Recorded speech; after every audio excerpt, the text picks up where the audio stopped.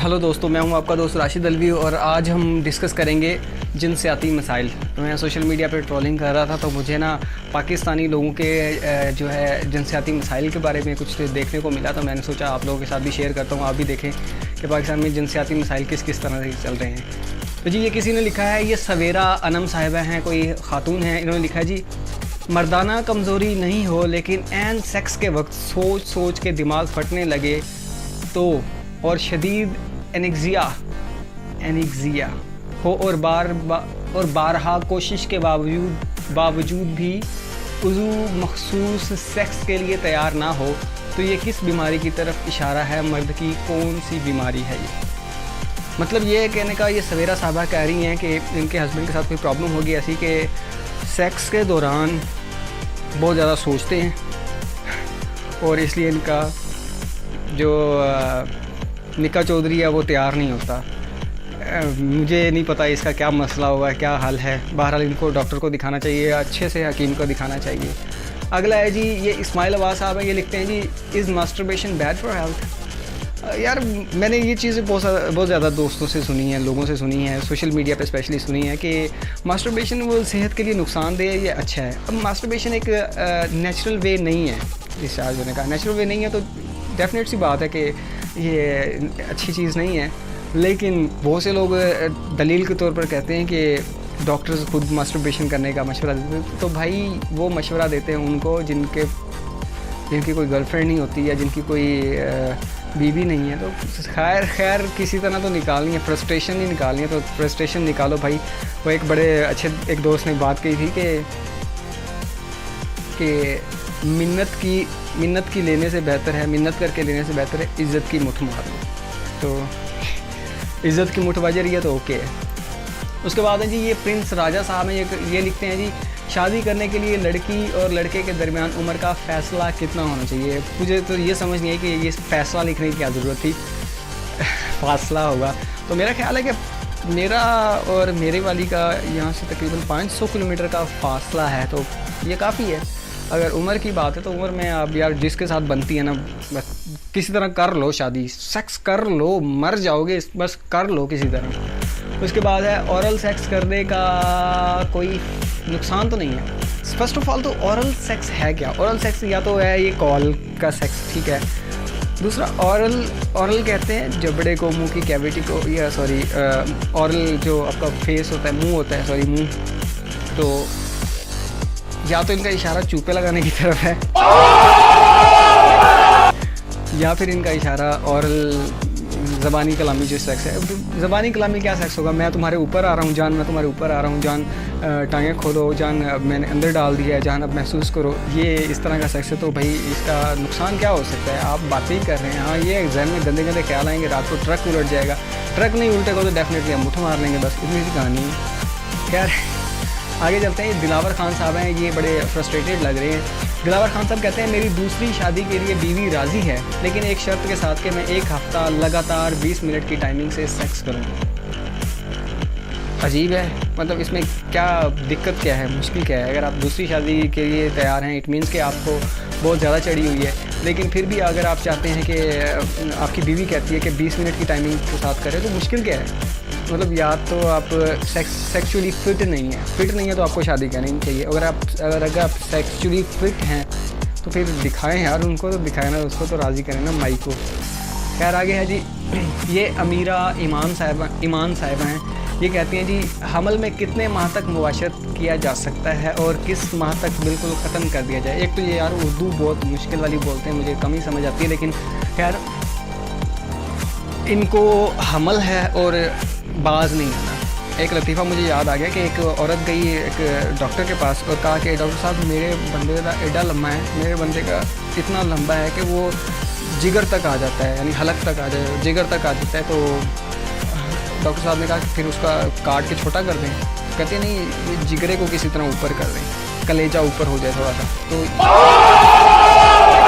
ये इन खातून का भी वही हाल है कि हमल के दौरान सेक्स करना कितने अरसे तक कर सकते हैं और फिर कब जाके रुक जाना चाहिए? मतलब भाई तू हो गई ये प्रेग्नेंट, अब सब्र कर जा, कुछ ऐसा खैर है, लेकिन इसको करना है, मज़ा लेना है पूरा। खैर हक क्या इसका भाई, ले सकती है। उसके बाद है जी रिजवान साहब कहते हैं जी, क्या नफ्स को मोटा किया जा सकता है? क्या कोई आजमूदा नुस्खा है इसका तिला के अलावा कोई? क्योंकि तिला बहुत इस्तेमाल किया लेकिन फ़ायदा नहीं हुआ। अच्छा यार, एक तो बड़ी अजीब सी सूरत हाल है हमारी एशियन कंट्रीज़ की। तो एशियन को भी ना शामिल करें बल्कि सब कॉन्टिनेंट को शामिल करें, सिर्फ इंडिया, पाकिस्तान, बांग्लादेश वगैरह। भाई दुनिया के मसले साइंस के हवाले से, टेक्नोलॉजी के हवाले से बहुत ज़्यादा अगर प्रॉब्लम है तो एडमिनिस्ट्रेशन के हवाले से या इस तरह के मसाइल हैं।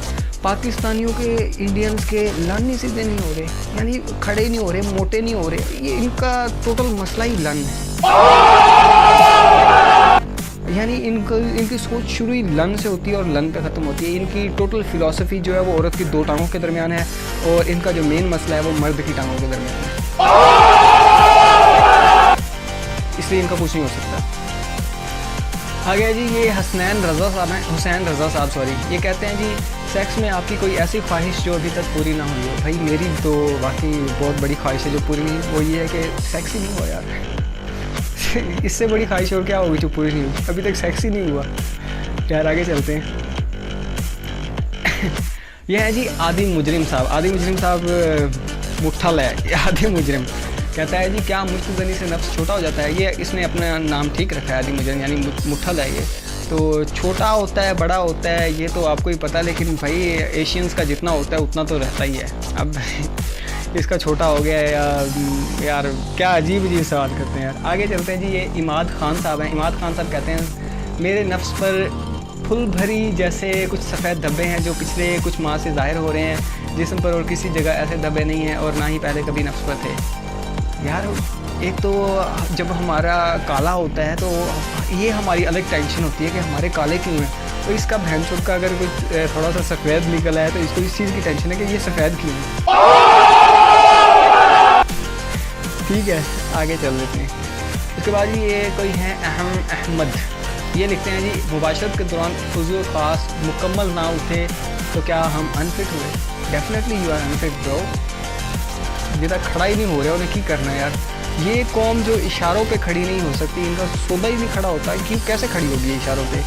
तो अंदाज़ा कर सकते हैं आप। उसके बाद जी दिलावर खान साहब दोबारा हैं। वो कहते हैं जी, शादी से पहले लड़के टाइमिंग के मामले में बहुत परेशान होते हैं, हालांकि लड़कों के साथ लड़कियों की टाइमिंग भी अब वो नहीं रही।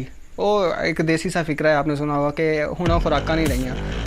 इसका और ये भाई साहब इसी तरफ इशारा करना चाह रहे हैं कि अगर वो लड़के नहीं रहे तो वो लड़कियां भी नहीं रही, मतलब उनकी भी टाइमिंग पूरी है। ठीक है, होगा, कभी आजमाएंगे। वो क्या एक शेर था कि चलें फिर कभी सुनाएंगे। आगे जी उसामा साहब कहते हैं जी, सेहतमंद पुश्त वाली हसीनाएँ मर्दाना कमज़ोरी की सबसे बड़ी वजह है। सेहतमंद पुश्त मतलब कि वो पिट्ठी मतलब कि बम्बू काट मतलब कि क्या होता है यार, वो बुंड के पापे, उनकी बात करें। ये कि सेहतमंद बुंड के पापों वाली ख़वातीन जो होती हैं वो मर्दाना कमज़ोरी की सबसे बड़ी वजह है। भाई मर्दाना कमज़ोरी की सबसे बड़ी वजह है ये दिमाग, जो आप इससे निकालते नहीं हैं। यानी बुंड के पापों में दिमाग फंसा हुआ है, मम्मों में दिमाग फंसा हुआ है, खुदी में दिमाग फंसा हुआ है। भाई इससे दिमाग निकालोगे तो कुछ बेहतर होगा ना। एक्चुअली मर्दाना कमज़ोरी नहीं है, ये तुम्हारी जहनी कमज़ोरी है। खैर आगे चलते हैं। आगे जी ये है कोई शकील अहमद साहब, ये कहते हैं कि इंसानों की तरह दीगर जानवरों और परिंदों की मादाओं को हैज़ माहवारी क्यों नहीं आती? वो बहन तो दुनिया में लोगों के मसले ख़त्म हो गए हैं, जिनसियात के मसले मतलब लोग अपने डिस्कस कर रहे हैं यहाँ पे। इनको इस चीज़ पे टेंशन है कि बाकी परिंदों को या जानवरों को माहवारी क्यों नहीं होती, यानी पीरियड्स क्यों नहीं होते। इनको इस चीज़ का टेंशन है यार। कमाल है भाई, गुड है। आगे चलते हैं। बुज़ुर्गों का कहना है, ये अहमद साहब ने दोबारा, बुज़ुर्गों का कहना है कि चाय का इस्तेमाल तर्क कर दो, इससे मर्दाना कमज़ोरी हो जाती है। इस बात में किस कदर सच्चाई है ये वहम है? यार ये तो मुझे भी टेंशन में डाल दिया इसने। मैं बहुत ज़्यादा चाय पीता हूँ और मुझे प्रैक्टिस करके देखनी चाहिए किसी बंदे पे, और बंदी को ढूंढनी पड़ेगी या तो मुझे शादी कर लेनी चाहिए कि वाकई इससे मर्दाना कमज़ोरी होती है। यानी पहले तो कहा जाता था कि ये वैसे ही बंदे को ना सुस्त करने के लिए अंग्रेज़ों ने हमारे दरमियान डाली थी, लेकिन मर्दाना कमज़ोरी 8 बच्चे होते हैं इनके और फिर भी मर्दाना कमज़ोरी है। आगे चलते हैं। फिर दिलावर खान साहब आ गए। खान साहब कहते हैं जी, मेरा दिल चाहता है रोज़ सेक्स करूँ। सेक्स करने के बाद भी प्यास नहीं बुझती, बीवी तंग है क्या करूँ। यार मैं तो हवस का पुजारी है, ये क्या चीज़ है, रोज़ सेक्स करूँ और प्यास नहीं बुझती। भाई तू रोज़े रख ले यार, तू अभी रमज़ान है, कुछ अच्छा कर ले, रमज़ान गुजरा है यार, कोई और काम कर रहे हैं, तूने लाजमी सेक्स ही करना है। ये तो मुझे एक लतीफ़ा याद आ गया। कहते हैं जी एक बंदा बहुत ज़्यादा सेक्स करता था, तो उसकी बीवी ने उस पर केस कर दिया। अदालत में जज ने उससे पूछा कि कितनी दफ़ा सेक्स करते हो। कहता है अब ज़्यादा नहीं करता, सुबह उठता हूँ, नाश्ते से पहले एक बार कर लेता हूँ, एक बार नाश्ते के बाद कर लेता हूँ, फिर ऑफिस चला जाता हूँ, ऑफिस से आता हूँ तो खाना खाने से पहले एक बार कर लेता हूँ, खाना खाने के बाद एक बार कर लेता हूँ, फिर रात को सोने के टाइम पे जब घर आता हूँ तो एक बार कर लेता हूँ, फिर रात को सोने से पहले कर लेता हूँ, और रात को आँख खुल जाए तो 1-2 बार कर लेता हूँ, बस इसी तरह से। तो जज ने हैरान होकर पूछा कि यार तुम थकते नहीं हो, यानी तुम्हें इससे अक नहीं जाते, बोर नहीं होते। तो कहता है जब बोर होता हूँ मुठ मार लेता हूँ। ये भाई भी यार अजीब है, इसको भी क्या कहें यार। खैर आगे है जी यासीन मलिक साहब कहते हैं जी बचपन से सुनते आ रहे हैं कि औरत मर्दों की निस्बत जिनसी लिहाज से ज़्यादा गर्म होती है, इस बात में कितनी हकीकत है, प्लीज़ सीरियस जवाब चाहिए। इनको जी जवाब चाहिए, तो वही सीधी सी बात है, औरत और मर्द दोनों के वहाँ पे वो थर्मामीटर होता है, वो क्या होता है जिससे टेम्परेचर काउंट करते हैं, मेरे ख्याल में थर्मामीटर ही होता है, तो वो रख दो भाई, और दोनों को स्पेसिफिक टाइम के लिए 15 मिनट के लिए दोनों को बिठा दो, जिसका जो जितना ज़्यादा गर्म होगा तो अंदाज़ा कर लीजिए कि भाई ये हकीकत है या नहीं। इसी तरह से आप जान सकते हैं, कम से कम मैं तो कुछ नहीं कह सकता इस बारे में। आगे जी कासिम अब्बास साहब हैं। कासिम अब्बास साहब कहते हैं जब औरत के पीरियड होने वाले होते हैं उसमें सेक्स करने की शिद्दत कम हो जाती है, इसकी क्या वजह है। भाई तू अपने मसाइल देख, तुझे औरत की क्या टेंशन है कि उसको कम हो जाता है, ज़्यादा हो जाता है शिद्दत, उसको मर्ज़ी है यार, जब चाहे वो कर ले, जब चाहे ना करे। क्या आगे चलते हैं जी। उसके बाद है जी काशिफ शहजाद खान साहब लिखते हैं जी पाकिस्तानी औरतें जिनसी लिहाज से ज़्यादा बोल्ड नहीं होती, ना लिफ्ट किस करना आता है, ना छूने देती हैं, असल में ना वो खुद इंजॉय कर सकती हैं और ना मर्द को इंजॉय करवाती हैं। अब ये भाई इन लोगों ने देखी होती हैं पोर्न फिल्में, इन लोगों ने देखे होते हैं वो चुपे छुपे, इन लोगों ने देखी होती है वो लिकिंग शिकिंग, तो इनको लगता है कि हर जगह पे ये होना ज़रूरी है। हर किसी का सेक्स का अपना एक ट्रेंड है, एक अपना स्टाइल है हर बंदे का। आपको डॉगी स्टाइल पसंद है, किसी को नहीं पसंद, किसी को 69 पसंद है, किसी को नहीं पसंद, तो हर किसी की अपनी अपनी मर्ज़ी है। तो यहाँ का ट्रेंड नहीं है, या तो आप अपनी बीवी को वो दिखाओ जो पोर्न मूवीज़ हैं, और फिर उसमें अगर उस तरह के जज्बात उभरते हैं तो ठीक है आप भी करो, नहीं तो कि यार क्यों इतने कर रहे हो। खैर आगे चलते हैं। फिर दिलावर खान आ गया यार। दिलावर खान कहता है मैं अपनी बीवी से बहुत तंग हूँ, जब उसे छोड़ने की बात करता हूँ तो वो गुस्से में छुरी अपने हाथ की नस काटने लग जाती है, छुरी से अपने हाथ की नस काटने लग जाती है।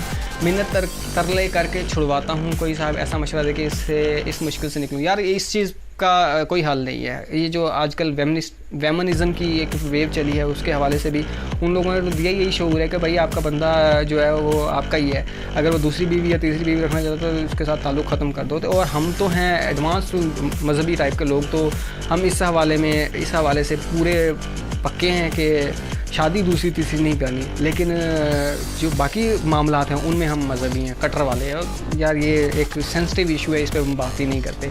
आगे चलते हैं जी। फिर अहमद साहब आ गए, कहते हैं जी अक्सर सुनने में आया है कि फ़लाँ की बीवी ने शोहर को सारी उम्र अपने करीब नहीं आने दिया, क्या वाकई ऐसी औरतें मौजूद हैं या फिर मन घड़त बातें हैं सब। तो भाई मुझे क्या पता, हमें तो इस बारे में कुछ नहीं पता, लेकिन एक चीज़ सोचने वाली है, अगर उनकी औलाद है तो इट मीन्स के ज़ाहिर है ट्यूब्स तो इस्तेमाल करने से रहे, या टेस्ट ट्यूब्स जो होती हैं ना कुछ, उससे भी हो जाते हैं हमल। एक कहानी मैंने भी सुनी थी, कहानी क्या थी, मेरी एक थी बॉस, वो ऐसी कहानियाँ सुनाया करती थी कि मैंने अपने हस्बैंड को कभी करीब नहीं आने दिया, मैंने जो बच्चे पैदा किए हैं वो भी ट्यूब से किए हैं, इस तरह की कहानियाँ। तो भाई ये चुतियापे होते हैं, हो जाता है सब कुछ। उसके बाद है जी माहिरा खान साहिबा कहती हैं पाकिस्तान में अगर ये ज़िना के अड्डे खुल जाए तो इनमें क्या नुकसान है। वैसे ज़िना के अड्डों के बारे में एक सेपरेट टॉपिक है, इस पर आपको मंटो के अफसाने पढ़ने चाहिए, क्योंकि पहले दौर में ज़िना के अड्डे स्पेसिफ़िक इलाकों में होते थे और ज़्यादा बनाए जाते, तो इसलिए होता था कि लोग ज़िना ना करें, लोग किसी की माँ बहन बेटी के बारे में इस तरह के ना करें, यानी पकड़ के किसी के साथ कोई भी रेप कर दिया। ये जो रेप होता था ना, रेप से बचाने के लिए वो स्पेसिफ़िक अड्डे होते थे, तो वहीं पर जिसको फ्रस्ट्रेशन होती थी तो वहाँ चले जाते थे। यानी कोई गवर्नमेंट मुलाजिम है, वो कहीं पर जाके किसी इलाके में रह रहे हैं, वो काफ़ी अर्से से रह रहे हैं, अब उनके दिमाग पर चढ़ गई है, वो बीवी उनकी पीछे कहीं दूर है, तो वो उन अड्डों पे जाके अपनी फ्रस्ट्रेशन दूर कर सकते थे। इसके अलावा वो लोग जिनकी शादियाँ नहीं हुई थी या वो लोग जिनकी शादियाँ हुई थी बीवी के साथ नहीं बनती थी, तो ये अपनी फ्रस्ट्रेशन दूर करने के लिए वहाँ जाते थे। लेकिन जब ये अड्डे बंद हुए तो आपने देखा कि पूरी, अब कहीं पे भी देख लें जहाँ अड्डे नहीं है तो अब हर घर ही अड्डा बना हुआ है। तकरीबन हर लड़की जो है वो कहीं ना कहीं आपको स्कैंडल्स मिलते हैं देखने को। तो ये इस हवाले से इस चीज़ का जिक्र है।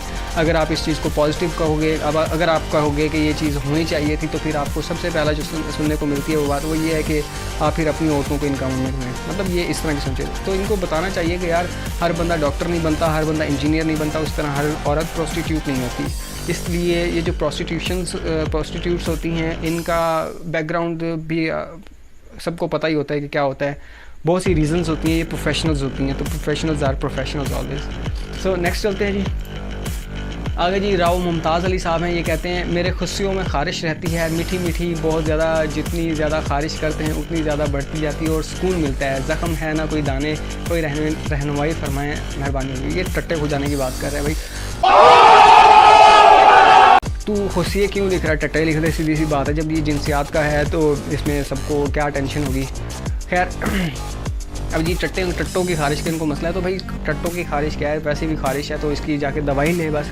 अच्छा यार, इस तरह के ये बड़े इंटरेस्टिंग भी होते हैं और बड़े सुनने वाले भी होते हैं और बड़े दिलचस्प इंजॉय करने वाले भी होते हैं। मुझे हंसी भी आती है समटाइम्स, लेकिन ये पाकिस्तान में इस वक्त जो हैं पाकिस्तानियों के मसाइल हैं। तो पाकिस्तानी जब इन मसलों में उलझे हुए हैं तो हमें टेक्नोलॉजी या दूसरी चीज़ों के बारे में अभी डिस्कस करने की ज़रूरत नहीं है। ये बहुत अहम मसले हैं, ये जो सेहत के मसाइल होते हैं इनके बारे में डिस्कस करनी चाहिए और ये तो ज़्यादा ही सेहत के मसाइल हैं। तो इसी के साथ चाहते हैं इजाज़त। अगर वीडियो पसंद आई है तो लाइक कर दें और काइंडली सब्सक्राइब ज़रूर कर दें। शुक्रिया।